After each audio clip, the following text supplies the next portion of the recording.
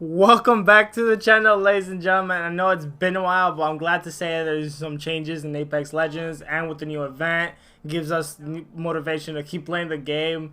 And the new game mode, well, it's not even new. It's the same old game mode we had a couple months ago, but it's always good to bring it back. Anyways, before we even jump into some highlights, I wanted to go into the firing range to show you guys what are the changes and give my opinion, just like updates on Wraith, which is arguably good, but to some people it's bad. But I really wanted to give my opinion on it. Alright, I wanted to start talking about Octane. He was a legend that no one expected to get a buff, but we got it, and I really want to read through what was his improvements. His stim sprint speed has increased by 10%, which you really can't feel because he's already fast as fuck with the stim. Another one is a bond activation. Stim will remove movement impairing effect. I don't really know what that is, but if you guys know, just put down in the comments.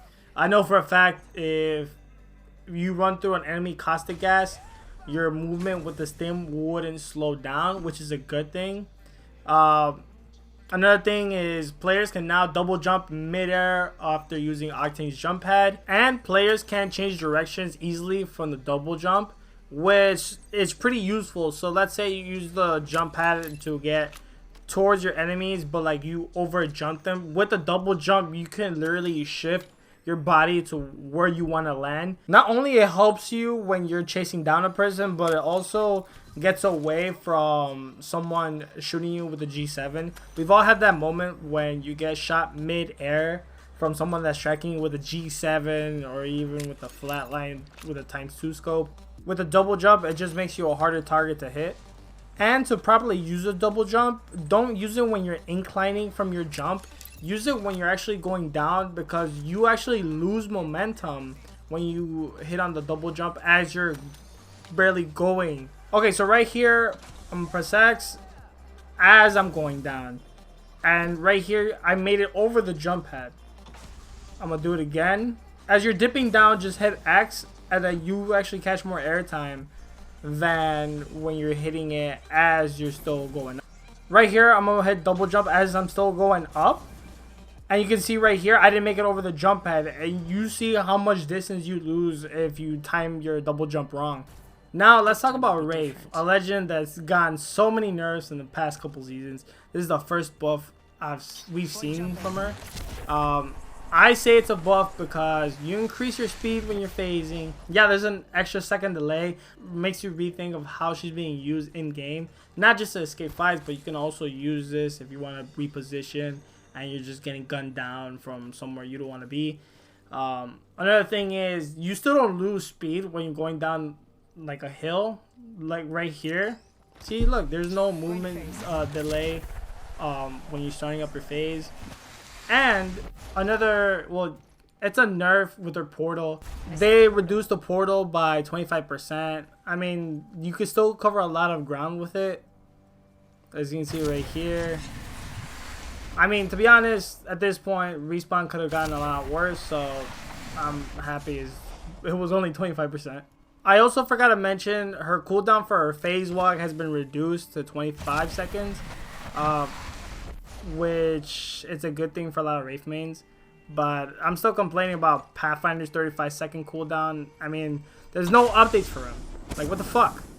Now, the changes for Wattson is probably the worst move that Respawn could have done. She could put up to 3 pylons at a time, but they only last for 90 seconds once it's placed.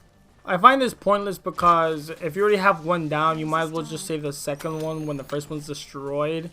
Secondly, these pylons aren't indestructible.